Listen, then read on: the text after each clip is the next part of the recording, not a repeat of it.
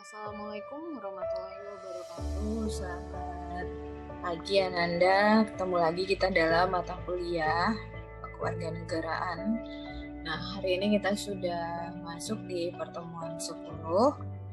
Oke, nah topik kita hari ini adalah tentang demokrasi. Nah, jadi sebelum kita bahas lebih lanjut tentang demokrasi, kita perlu dulu mengetahui apa itu demokrasi. Tapi sebelumnya kita masuk ke submateri dulu ya. Nah, apa saja yang akan kita bahas dalam topik hari ini? Yang pertama itu adalah tentang hakikat demokrasi dan demokratisasi. Kemudian yang kedua, demokrasi di Indonesia. Yang ketiga, sistem politik demokrasi. Dan yang keempat adalah pendidikan demokrasi. Oke, kita masuk ke bagian pertama, itu tentang hakikat dari demokrasi dan demokratisasi. Kita lihat pengertian dari demokrasi secara etimologis. Oke, nah demokrasi itu berasal dari kata demos dan kratos, di mana demos itu artinya adalah rakyat, sedangkan kratos atau kratein itu artinya adalah kekuasaan.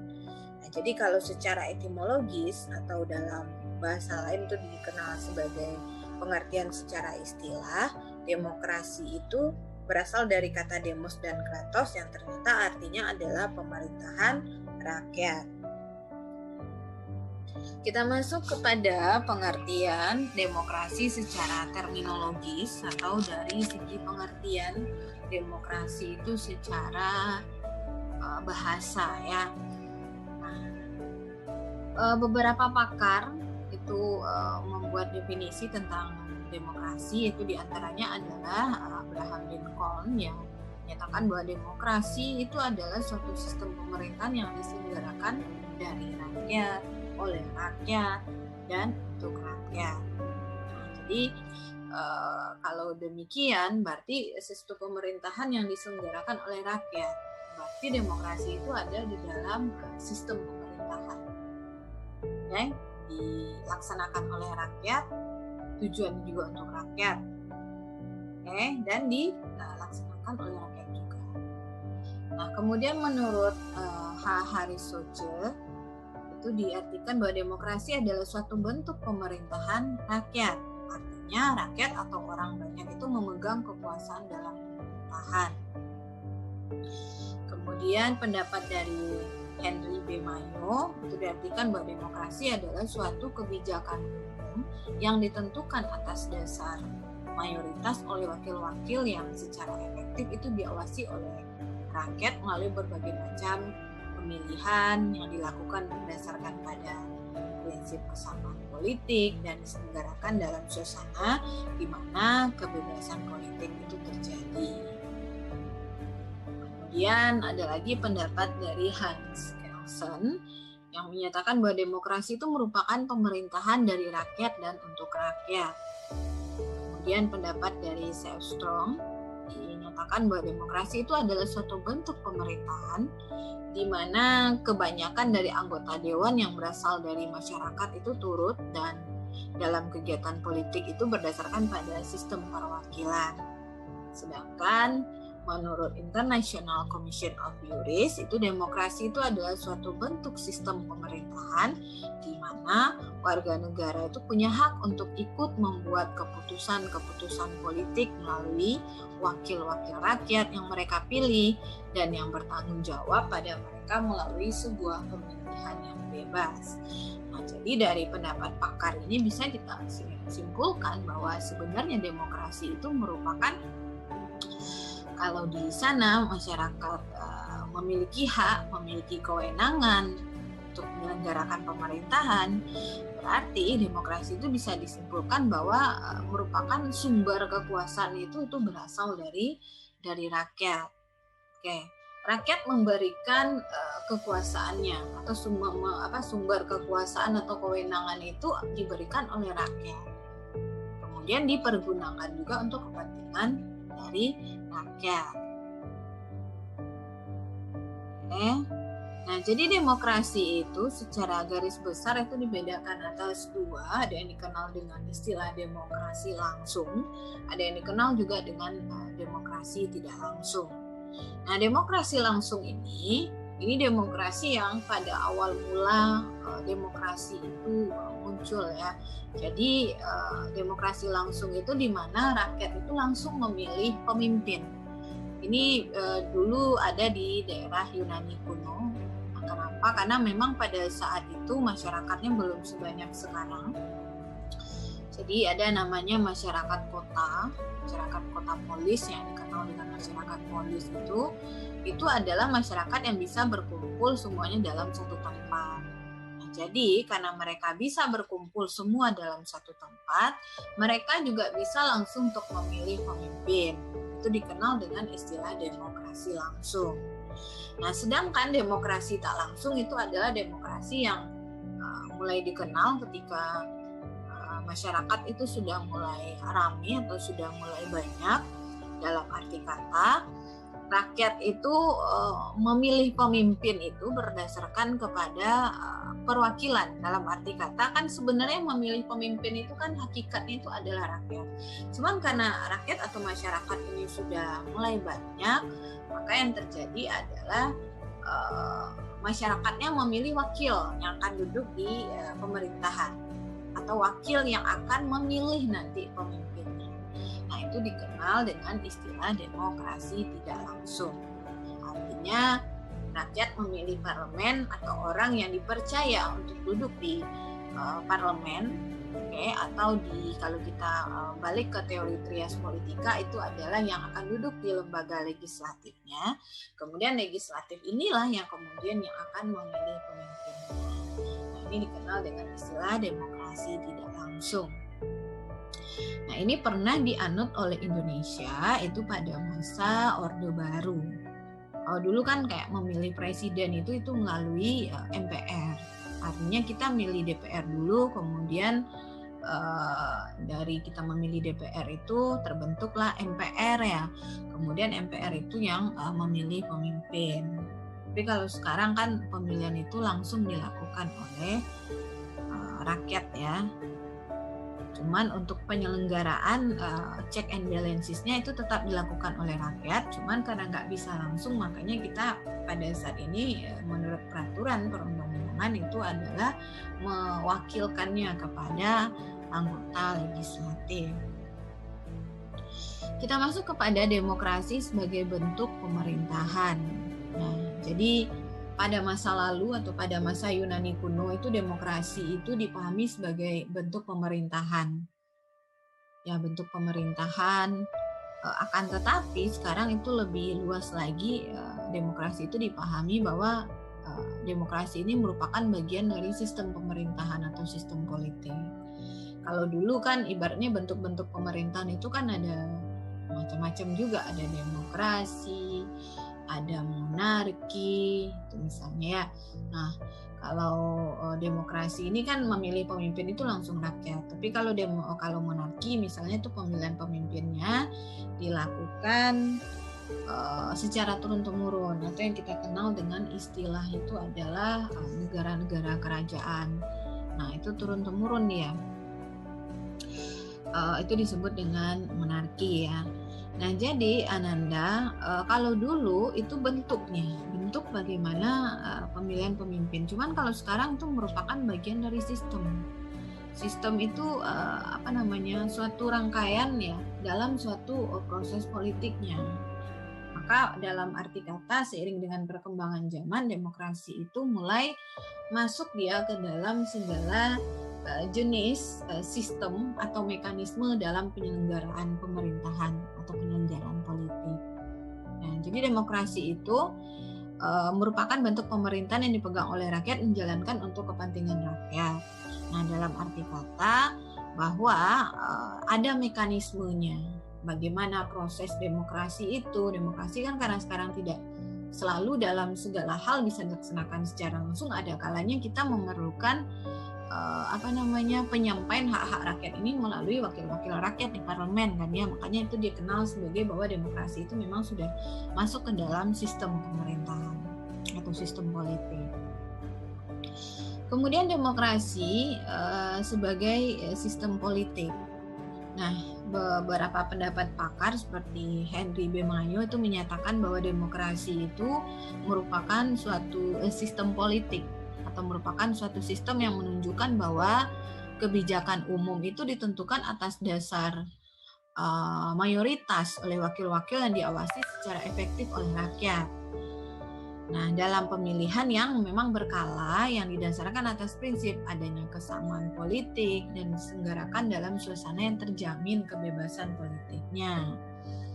Jadi kata kuncinya di sini bahwa ada kebijakan umum atas dasar suara mayoritas. Kemudian suara dasar mayoritas oleh wakil-wakil rakyat, kemudian yang diawasi langsung oleh rakyat. Jadi ada kebebasan politik di sana. Kita tidak diharuskan memilih A, memilih B, tidak gitu. Kemudian Samuel Huntington itu menyatakan bahwa sistem politik dikatakan demokratis sejauh para pembuat keputusan kolektif atau keputusan bersama yang paling kuat dalam sistem itu dipilih melalui pemilu yang adil, yang jujur dan berkala. Dan dalam sistem itulah para calon itu bebas bersaing untuk memperoleh suara dan dari penduduk dewasa yang berhak untuk memberikan suaranya. Kemudian kita masuk kepada demokrasi sebagai suatu sikap hidup. Nah, jadi Ananda, perilaku demokrasi ini terkait dengan nilai-nilai demokrasi yang ada atau yang pada akhirnya itu membentuk suatu budaya atau kultur. Jadi budaya ini sebagaimana yang kita pahami adalah kebiasaan yang dilakukan secara terus-menerus, cuman konteksnya itu dalam artian masyarakat. Nah, jadi perilaku ini terkait dengan budaya yang muncul budaya demokrasi dalam kehidupan masyarakat. Jadi pemerintahan yang demokrasi itu membutuhkan budaya demokrasi juga untuk membuat dia tetap eksis keberadaan demokrasi ini. Tapi kalau kultur itu tidak muncul, maka itu keberadaan demokrasinya juga bisa dalam arti kata tidak memiliki masa depan atau fondasi yang kuat. Nah, menurut John Dewey dalam Zambroni, ide pokok demokrasi itu adalah pandangan hidup yang dicerminkan dengan perlunya partisipasi dari setiap warga negara yang sudah dewasa untuk mengatur nilai-nilai atau dewasa nilai-nilai yang mengatur kehidupan.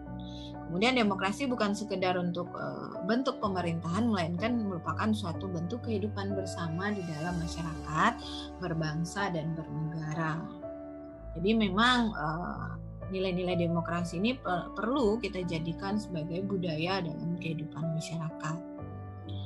Kemudian ada lagi demokratisasi. Apa itu demokratisasi? Itu adalah penerapan kaidah-kaidah atau prinsip-prinsip demokrasi pada setiap kegiatan politik kenegaraan. Jadi dalam arti kata demokrasi ini tidak hanya dipakai sebagai apa yang tertuang di dalam peraturan perundang-undangan saja, tetapi memang dipakai dalam kegiatan politik kenegaraan. Nah, atau menjadi budaya tadi, dalam arti kata tadi kan budaya masyarakat. Nah, kalau sekarang dimasukkan ke dalam, kalau budaya masyarakat berarti dia sudah menjadi budaya politik juga. Nah, tujuannya adalah untuk terbentuknya kehidupan politik yang bercirikan demokrasi.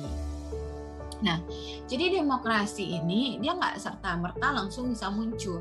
Demokrasi ini bisa dia berjalan setidaknya walaupun nggak akan bisa mendekati, tidak bisa seperti apa yang seharusnya atau seperti apa yang ideal, setidaknya mendekati ya. Nah, jadi untuk sampai ke tahap itu, demokrasi untuk sampai ke sana ada tahapan-tahapan yang harus dilalui. Nah, apa saja? Yang pertama adalah pergantian dari penguasa non-demokrasi ke penguasa demokrasi. Nah, jadi memang pada awalnya demokrasi ini sebenarnya adalah bentuk pemerintahan yang mulai muncul pada pada negara-negara modern ya. Kalau dulu pada masa-masa klasik ya, itu sebelumnya pemerintahan itu lebih banyak dilakukan secara turun-temurun atau sistemnya kerajaan. Oke. Nah, jadi sistem kerajaan ini pada awalnya itu juga melahirkan pemerintahan raja yang absolut itu atau sewenang-wenang atau sesuka hatinya. Nah, seiring dengan perkembangan zaman itu mulai masyarakat ini mulai melakukan pemberontakan. Mereka mulai menyadari bahwa mereka memiliki hak kodrat, yang sama dengan makhluk lainnya. Mereka mulai menyuarakan pendapat gitu loh. Nah, jadi mulai terjadi pergantian kekuasaan dari penguasa yang non demokrasi ke penguasa yang demokrasi. Atau kayak kita dulu mungkin dari yang otoriter ya kepada yang demokrasi. Kemudian yang kedua, tahapan berikutnya setelah terbentuk, maka pembentukan lembaga-lembaga negara dan tertib politik yang demokrasi. Jadi lembaga-lembaga negara itu perlu dibentuk dengan budaya yang juga demokrasi dan tertib politik yang juga demokrasi. Kemudian setelahnya tahap berikutnya dilakukanlah konsolidasi. Kemudian baru implementasinya. Jadi praktek demokrasi itu sebagai budaya politik. Jadi intinya demokrasi ini dibangun dulu pondasinya, dibangun dulu nilai-nilainya, di dalam lembaga-lembaga negara, kemudian diinformasikan ke dalam segala aspek kehidupan bernegara, kemudian baru diimplementasikan sebagai budaya politik bernegara. Kita masuk kepada nilai kultur dari demokrasi. Nah, Henry Mayo dalam buku Miriam Budiarjo itu menyatakan bahwa yang harus dilakukan itu adalah yang pertama menyelesaikan pertikaian-pertikaian secara damai dan sukarela. Jadi dalam arti kata ketika terjadi konflik itu penyelesaiannya bukan dengan senjata ya, tetapi dengan musyawarah, diplomasi. Jadi secara damai lah penyelesaiannya. Kemudian yang kedua, menjamin terjadinya perubahan secara damai dalam satu masyarakat yang selalu berubah. Kemudian yang ketiga, adanya pergantian penguasa dengan teratur. Atau kalau istilah lain itu biasanya dikenal juga dengan rotasi kekuasaan atau perputaran kekuasaan. Jadi yang menjabat itu nggak hanya orang itu saja gitu loh. Nah, kalau dalam peraturan perundang-undangan Indonesia kan sekarang memang sudah diatur ya, kayak pemimpin itu adalah kayak presiden lah 2 periode ya, bisa. Kemudian masa jabatannya dalam 1 periode itu adalah 5 tahun. Jadi ada pembatasan kekuasaan biar terjadi pertukaran atau pergantian kekuasaan. Kemudian yang keempat, penggunaan paksaan sesedikit mungkin. Jadi kita lebih, kalau untuk di negara demokrasi itu lebih kepada win-win solution. Jadi mencari titik temu ya melalui musyawarah gitu. Jadi tidak ada paksaan kehendak gitu dan lain sebagainya. Jadi diminimalkan penggunaannya. Kemudian yang kelima, pengakuan dan penghormatan terhadap nilai keanekaragaman. Kemudian menegakkan keadilan. Kemudian memajukan ilmu pengetahuan, dan yang ke-8 itu adalah pengakuan dan penghormatan terhadap kebebasan. Tapi ingat ya, kebebasan itu bukan bebas sebebas-bebasnya. Kenapa? Karena kita hidup dalam suatu negara yang mana kepentingan kita itu pasti berbenturan dengan kepentingan orang lain. Jadi dalam arti kata kebebasan di sini adalah kebebasan yang tetap menjunjung tinggi etika dalam masyarakat, kemudian yang menjunjung tinggi aturan hukum. Jadi kalau memang bebas tetapi melanggar undang-undang, nah itu kategorinya bukan lagi demokrasi. Itu kategorinya justru juga dikatakan tidak adil. Kenapa? Karena adil menurut hukum itu juga sebenarnya adalah yang sesuai dengan peraturan perundang-undangan. Kemudian berikutnya Zamroni menyatakan bahwa kultur yang harus dibangun itu adalah toleransi, kemudian kebebasan mengemukakan pendapat. Ingat, kebebasan tadi mengungkapkan pendapat itu bukan bebas sebebas-bebasnya, bukan, tapi yang tetap ada etika, tetap aturan hukum, dan juga bertanggung jawab. Tanggung jawab itu maksudnya kalau kita mengkritik pun sebenarnya kita harus menyertakan solusi juga dalam setiap kritikan kita. Kemudian itu bertanggung jawab namanya. Kemudian yang ketiga, menghormati perbedaan pendapat. Yang keempat, memahami keanekaragaman dalam masyarakat, karena memang masyarakat Indonesia ini kan majemuk ya, multikultural. Jadi kita harus paham itu. Kalau tidak bisa terjadi disintegrasi. Kemudian yang kelima, terbuka dan komunikasi. Yang keenam, menjunjung tinggi nilai dan martabat kemanusiaan. Kemudian yang ketujuh, percaya diri. Yang kedelapan, tidak menggantungkan pada orang lain. Kemudian lembaga atau struktur demokrasi. Nah, menurut Miriam Budiarjo itu adalah pemerintahan yang bertanggung jawab. Kemudian DPR-nya mewakili golongan dan kepentingan dalam masyarakat yang dipilih melalui pemilihan umum dan rahasia. Kemudian sistemnya adalah bukan satu partai ya, tetapi dui atau lebih, atau bahasa lainnya kita pakai multipartai. Artinya banyak partainya di sana. Partainya nggak partai tunggal, tapi ada lebih dari 2 partai atau setidaknya 2 partai lah. Itu baru bisa dikatakan atau memiliki indikator demokrasi. Kemudian pers dan media yang bebas berpendapat. Kemudian yang kelima, sistem peradilan yang bebas untuk menjamin hak asasi manusia dan mempertahankan keadilan. Kemudian ada juga indikator yang menyatakan berhasilnya demokrasi. Itu yang pertama itu adalah budaya demokrasi atau kultur demokrasi itu terbangun nggak dengan baik. Kalau terbangun dengan baik, maka itu bisa dikatakan bahwa demokrasinya sudah sesuai atau mendekati apa yang menjadi harapan. Kemudian yang kedua adalah strukturnya. Strukturnya harus demokrasi. Ini struktur yang dimaksud ini adalah kelembagaannya harus pula demokrasi.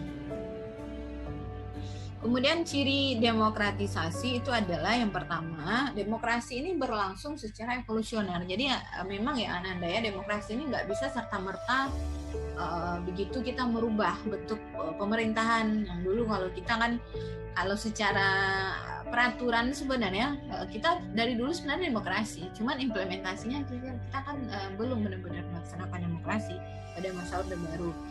Nah, itu lebih dikenal bahwa sebenarnya pada masa Orde Baru itu pemerintahan lebih kepada otoriter ya. Nah, jadi kita berubah menjadi demokrasi. Nah, itu prosesnya itu nggak bisa langsung serta-merta menjadi apa yang kita harapkan sebenarnya. Perlu waktu untuk adaptasi, penyesuaian. Makanya kalau saat ini kita lihat ya, demokrasi kita kan agak sedikit kebablasan sebenarnya ya. Nah, makanya pendidikan demokrasi ini memang menjadi suatu hal yang memang perlu untuk diberikan. Apa sih sebenarnya demokrasi itu? Nah, kenapa? Agar kita paham, agar kita bisa mendekati apa yang menjadi nilai-nilai ideal dari demokrasi itu. Jadi karena memang prosesnya itu nggak bisa sebentar, butuh waktu dia. Makanya disebut dengan evolution. Butuh waktu, bertahap, Kemudian yang kedua, proses perubahannya secara persuasif ya, bukan korsif. Jadi demokrasi itu dilakukan bukan dengan paksaan, kekerasan ataupun tekanan, akan tetapi dengan musyawarah, dengan melibatkan setiap keluarga. Poin berikutnya adalah demokrasi sebagai proses yang tidak pernah selesai. Nah, tadi kan memang demokrasi itu tidak akan pernah sampai kepada posisi yang benar-benar disebut dengan ideal. Karena ideal itu hanya ada dalam kepala kita gitu, hanya ada dalam mimpi kita saja gitu. Nah, tapi setidaknya kita berusaha untuk mendekati itu. Nah, jadi memang demokrasi ini proses untuk ke sana itu berlangsung terus-menerus. Negara yang benar-benar demokrasi itu tidak ada memang, tapi kita berjalan ke arah itu dia. Jadi demokrasi itu adalah proses yang tidak pernah selesai, harus dilakukan secara terus-menerus. Kita masuk kepada demokrasi di Indonesia. Yang pertama itu dikenal dengan demokrasi desa. Jadi menurut Muhammad Hatta, Indonesia itu sejak dahulu sesungguhnya itu telah mempraktekkan ide tentang demokrasi, meskipun masih sederhana dan bukan dalam tingkat kenegaraan. Desa-desa di Indonesia telah menjalankan demokrasi. Misalnya memilih pemimpin dengan adanya budaya musyawarah. Jadi Indonesia pada masa lalu demokrasinya itu terlaksana tapi hanya di tingkat desa saja. sedangkan untuk tingkat atasnya itu lebih kepada feodal atau lebih kepada tuan tanah ya, mementingkan kepentingan yang feodal pada masa itu.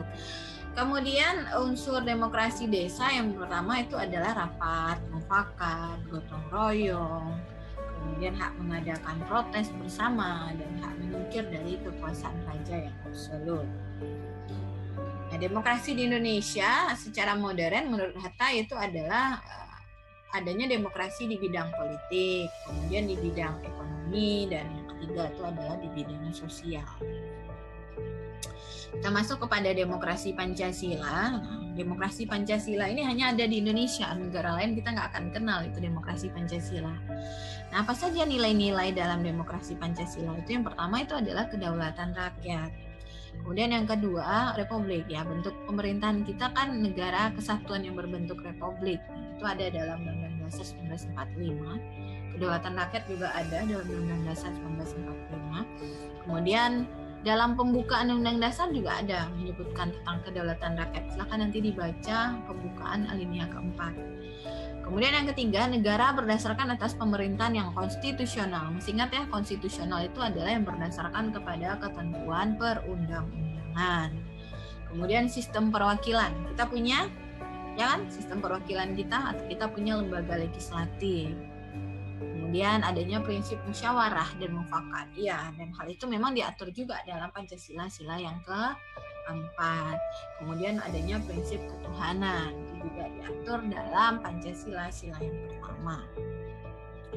Demokrasi Pancasila ini diartikan secara luas maupun sempit. Nah, secara luas itu artinya kedaulatan rakyat yang didasarkan pada nilai-nilai Pancasila dalam bidang politik, ekonomi, dan sosial. Sedangkan secara sempit itu adalah kedaulatan rakyat yang dilaksanakan menurut hikmah kebijaksanaan dalam permusyawaratan perwakilan. Kita masuk kepada perkembangan demokrasi di Indonesia. Nah, ini dia perkembangan demokrasi dari masa ke masa. Kita pernah menganut demokrasi Pancasila, ya kan? Pernah juga menganut demokrasi liberal. Kemudian pernah juga menganut demokrasi terpimpin. Ini masa-masanya nih, tahun-tahunnya ya. Kemudian tahun 98 sampai sekarang itu kita menganut kembali demokrasi Pancasila. Jadi sebenarnya dari 66 ya, konsep demokrasi Pancasilanya ada. Kemudian sampai 98 sampai sekarang pun kita sudah kembali memakai demokrasi Pancasila. Oke, kita masuk kepada sistem politik dari demokrasi. Nah, apa sih yang dasar hukum dari pelaksanaan demokrasi di Indonesia? Itu ada dalam pembukaan Undang-Undang Dasar 1945 alinea 4. Nah, itu yang tadi saya sebutkan. Maka disusunlah kemerdekaan kebangsaan Indonesia itu dalam suatu susunan negara Republik Indonesia yang berkedaulatan rakyat. Kemudian dalam pasal 1 ayat 2 juga dinyatakan secara tegas bahwa kedaulatan di tangan rakyat dan dilakukan menurut ketentuan Undang-Undang Dasar. Kita masuk kepada sendi-sendi pokok sistem politik demokrasi Indonesia. Itu adalah kalau di Indonesia apa sih yang menjadi tonggak ya sistem politik demokrasi kita? Sendi-sendi, tonggak-tonggaknya. Yang pertama itu adalah ide kedaulatan rakyat. Kemudian negara berdasarkan atas hukum. Kalau Indonesia negara hukumnya itu adalah negara hukum Rechtsstaat ya, atau negara hukum yang berdasarkan pada peraturan perundang-undangan. Kemudian yang ketiga bentuk negara adalah kesatuan yang berbentuk republik. Kemudian pemerintahan yang berdasarkan konstitusi, ya kita punya undang-undang ya. Kemudian undang yang dibukukan kita punya. Kemudian pemerintahan yang bertanggung jawab. Kemudian adanya sistem perwakilan dan sistem pemerintahan yang presidensial. Apa itu sistem pemerintahan presidensial? Di mana presiden itu tidak hanya sebagai kepala negara tetapi sekaligus juga sebagai kepala pemerintahan. Kemudian dalam sistem pemerintahan presidensial ini biasanya presidennya itu dipilih langsung oleh rakyat. Kemudian juga presiden tidak bisa membubarkan parlemen, parlemennya juga tidak bisa membubarkan presiden. Kenapa? Karena sama-sama kuat, sama-sama dipilih oleh rakyat. Oke, dan lain sebagainya. Kemudian mekanisme dalam sistem politik demokrasi di Indonesia. Itu adalah apa sih di Indonesia itu gimana sistem pelaksanaan demokrasinya gitu loh maksudnya. Nah, yang pertama kita memakai prinsip otonomi yang luas. Iya kan? Sampai sekarang kita penyelenggaraan pemerintahan kita kan dengan otonomi. Oke. Atau penyelenggaraan urusan itu diberikan kepada pemerintahan daerah oleh pemerintah pusat. Nah, kemudian bentuk pemerintahan republik, sedangkan sistem pemerintahan kita adalah presidensial. Kemudian presiden, ini tadi yang sudah saya jelaskan juga ya, adalah kepala negara sekaligus kepala pemerintahan, kemudian kabinet atau menteri diangkat oleh presiden dan bertanggung jawab kepada presiden. Kenapa? Karena memang pengangkatan menteri ini oleh presiden kalau di dalam sistem pemerintahan kita itu adalah hak prerogatif presiden. Kemudian adanya parlemen bikameral. Parlemen bikameral ini maksudnya adalah parlemen 2 kamar, ada DPR, ada DPD. DPR itu tugasnya ada 3, legislasi, budgeting, dan check and balances. Cuma legislasinya lebih kepada pembentukan peraturan perundang-undangan. Sedangkan DPD itu tugasnya sama ya, mirip ya. Yang membedakan adalah kalau DPD itu lebih kepada mengangkat peraturan-peraturan yang sifatnya kedaerahan itu untuk masuk ke dalam peraturan perundang-undangan. Jadi beda tugasnya. Kalau DPR misalnya mengajukan rancangan undang-undang, DPR bisa rapatnya sesama DPR saja. Akan tetapi ketika DPD mengajukan rancangan undang-undang yang menyangkut tentang kedaerahan, maka itu dibahas itu secara bersama antara DPD dengan DPR. Kemudian yang keenam, pemilu presiden dan wakil presiden. Kemudian pemilunya nggak hanya presiden ke presiden ya, ada anggota DPR, DPD, DPRD provinsi, kabupaten, dan kota. Kemudian sistem multipartai atau partainya itu banyak atau lebih dari 2. Kemudian yang ke-8 itu kekuasaan yudikatif dijalankan oleh Mahkamah Agung. Oke, kita masuk kepada pendidikan demokrasi. Apa sih gunanya pendidikan demokrasi ini? Yang pertama itu fungsinya sebenarnya adalah untuk membangun kultur demokrasi. Jadi perilaku atau kultur atau budaya. Jadi tujuannya adalah agar kita terbangun budaya demokrasi yang merujuk pada berlakunya nilai-nilai demokrasi dalam masyarakat. Nah, masyarakat yang demokratis itu adalah yang perilaku hidupnya baik, keseharian dan kenegaraan itu dilandaskan oleh nilai-nilai demokrasi. Jadi apa saja dia? Kalau menurut Henry Mayo itu adalah damai dan sukarela. Kemudian yang kedua, masyarakatnya adil. Kemudian yang ketiga, menghargai perbedaan. Yang keempat, menghormati kebebasan. Yang kelima itu memahami keanekaragaman. Kemudian yang keenam, teratur. Yang ketujuh adalah paksaan yang minimal dan yang kedelapan memajukan ilmu. Kemudian membangun kultur demokrasi jauh lebih sulit daripada membangun struktur tadi. Ya kan tahapan-tahapan untuk membangun demokrasi tadi kan yang pertama kan struktur aja tadi kan ya. Pemerintahan berganti dari yang non demokrasi kepada yang demokrasi sampai tahap 1, tahap 2, tahap 3 tadi itu tuh adalah untuk pembangunan strukturnya. Nah, untuk setelah strukturnya dibangun ya, kemudian membangun masyarakatnya lagi, membangun budayanya bisa direalisasikan sebagaimana apa yang menjadi harapan kita. Jadi membangun kultur demokrasi ini yang sulit gitu.